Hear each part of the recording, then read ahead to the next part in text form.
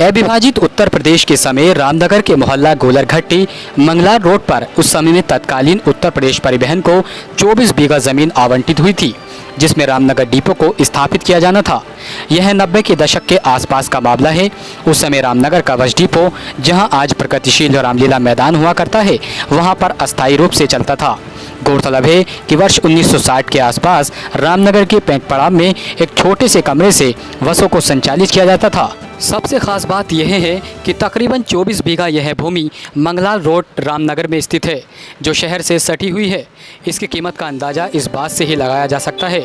इस पूरे मामले में वर्तमान में परिवहन निगम के साथ ही नगर पालिका राजस्व विभाग भी समान रूप से दोषी है।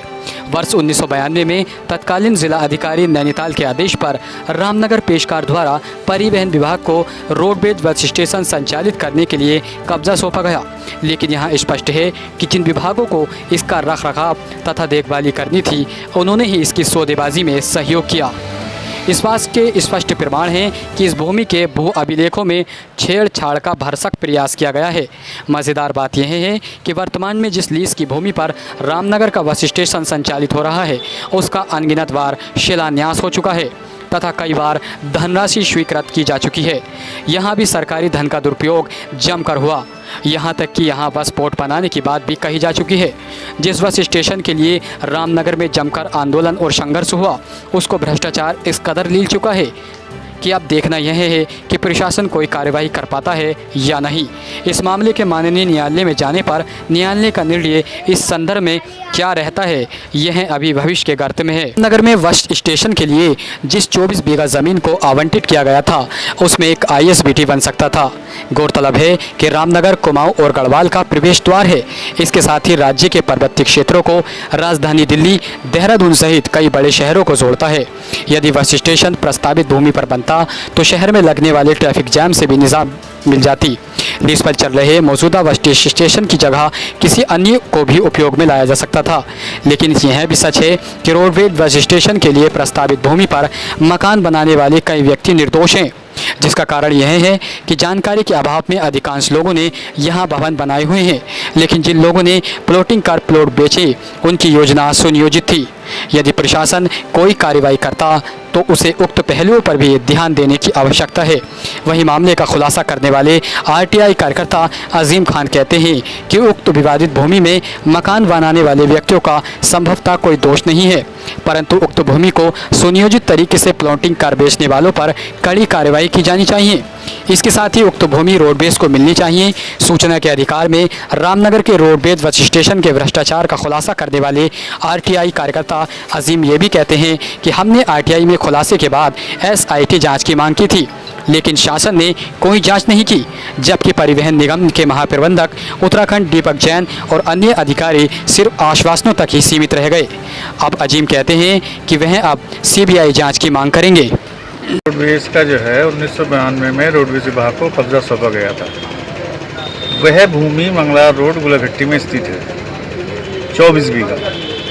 2013 में मेरे द्वारा RTI लगाई गई, जिसमें ये खुलासा हुआ कि ये भूमि जो है रोडवेज बस अड्डे की है। उसके बाद से मैं लगातार शासन, प्रशासन और रोडवेज विभाग से RTI द्वारा, लिखित द्वारा, साक्ष्यों द्वारा कह रहा हूँ कि आप अपनी जगह खाली कराइए और डिमार्केशन करें। अड्डा आप जहाँ भी बनाएं, लेकिन अपनी जगह तो खाली कराएं। तब से कोई कार्रवाई नहीं की जा रही है। तो आपने इसमें RTI लगाई थी, उसमें क्या जवाब है? उसमें खुलासा ये आया था कि ये भूमि रोडवेज की है। ये खुलासा हुआ था 2013 में जी। 2013 से लगातार मैं इसमें कार्रवाई कर रहा हूँ और कह रहा हूँ और संघर्ष कर रहा हूँ कि अपनी जगह खाली कराएं, लेकिन नहीं हो रही कोई कार्रवाई इसमें। जी जी जी। तो आपको प्रशासन को क्या कार्रवाई करनी चाहिए? प्रशासन को जगह, हम ये कहना चाहेंगे कि अपनी जगह खाली कराएं आप वहाँ से। जी। जो कुछ उन लोगों के द्वारा बेची गई है, बाकायदा प्लॉटिंग की गई है, स्टाम्प पेपर पे बेच रहे हैं और कारोबार किया जा रहा है भूमि का। ऐसा नहीं किया जा रहा है। इतना कहने के बावजूद भी 7 साल बहुत होते हैं, 8 साल होने वाले होंगे अब। और मैं लगातार लिखित में मैं साक्ष्यों से सभी से कह रहा हूँ, शासन में भी, मुख्य सचिव से भी, जो परिवहन मंत्री हैं उनको भी लिख के दिया, जो इसके MD हैं दीपक जैन जी, उनको भी दिया, वार्ता भी करी, फ़ोन से भी हुई। अब तो वो फ़ोन ही उठाते हैं, पहले तो फ़ोन भी उठा लिया करते थे, उसका अब तो फ़ोन ही उठाना छोड़ दिया उन्होंने। चीज़ और है इसमें, जो फैक्ट है गलत है। वो ऐसा है कि वो नॉन ZA की भूमि है और नामदर्ज भूमि है रोडवेज की, खतरा खतौनी में। उसमें क्या हो रहा है, रामनगर के एसडीएम न्यायालय में एक मुकदमा चल रहा है 229B का, जो कि कानून के तहत नहीं आता है।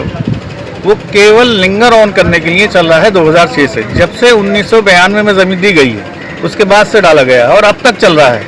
तो ये भी एक भ्रष्टाचार से जुड़ा मामला है।